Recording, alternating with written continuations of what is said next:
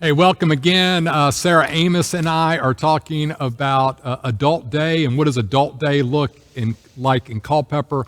If you missed the first session of what we talked about, go back and watch that because that's when you get to know a little bit more about Sara and how we ended up doing some videos together. We're part of a planning team in Culpeper that for about a year and a half now has been looking at bringing Adult Day services to Culpeper. And what we're excited about is the potential of putting that alongside the Child Care Center here at Culpeper Baptist. Let me give you a few stats about Adult Day and services for senior adults. $7 billion, $7 billion, that's with a B, Medicare spending attributed to isolation among senior adults. Hans and I are also going to be talking about this process, but the isolation that we are constantly seeing in our community, when we talk to human services, when we talk to law enforcement, when we talk to doctors and hospitals, this is a crisis, the isolation, and especially in the time of COVID as well, we've had that problem. So we see as Adult Day as addressing that need. And then how do we get people to come?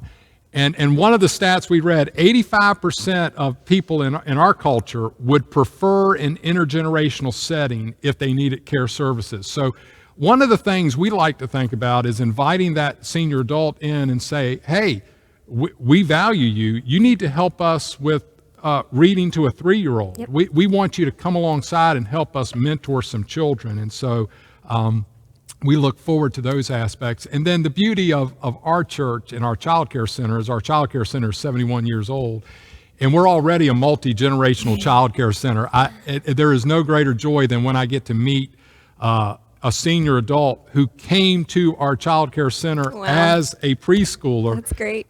And now has their grandchild in our child care center. So we're already a multi-generational child development center. We're going to hopefully add intergenerational with the addition of the Adult Day. So talk a little bit about what excites you about kind of intergenerational and what those dynamics could look like on a weekly basis. Absolutely. So an intergenerational experience is like no other. I have worked with senior adults who have memory impairments and are very reserved. They don't want to come out.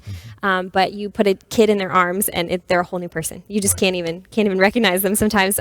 So it's really cool to just see how organically seniors and children really give and take in great ways. It's this mutually beneficial relationship between the two of them. Right, and it's scheduled. We want to make sure we're not going to dump a bunch of preschoolers in with a bunch of senior adults and just hope. Yeah.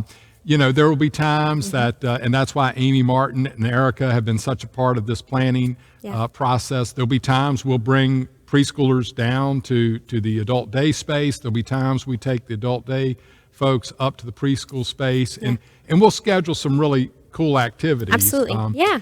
The other thing that they were attracted to us when they asked us about being a part of Adult Day was the activity that we normally have in these facilities, the community activities of people coming in and being able to involve folks that are in Adult Day into some programmatic stuff that happens here all week long and give them opportunities to participate in that. But we also know from the child's perspective, the ability to mentor and to see a grandparent, because increasingly fewer and fewer of us live near our grandparents. Grandma lives far away. Another place. Yeah. And so to make sure that kids are around people with gray hair, and they see the effect of aging, and they see that as a natural part of life, so it doesn't seem so shocking maybe when they do see it within their own family. So there's a beauty in that, and we think. Clearly there's some stigma that goes with an Adult Day center and going into perhaps nursing care or having nursing care in your home. And the way we feel like we can address that here is to say, hey, we know you need support, but you are also going to be a person who brings support to our children in our center.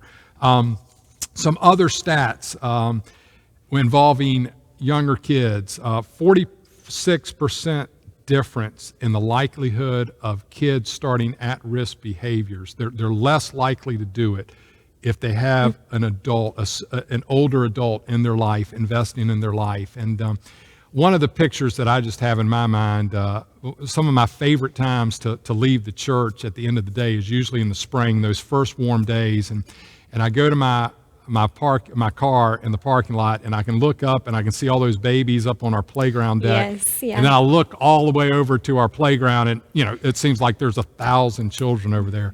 And to think that now we'll have the ability of some senior adults coming and going and waving and seeing all that dynamic intergenerational activity here in our building just really excites me.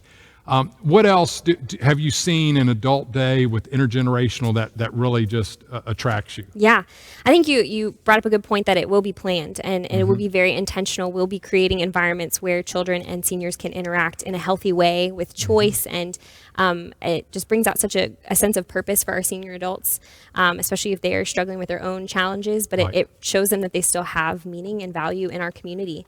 So I'm most excited about, being able to build those types of environments, and also just seeing organic things like waving by at the end of the day.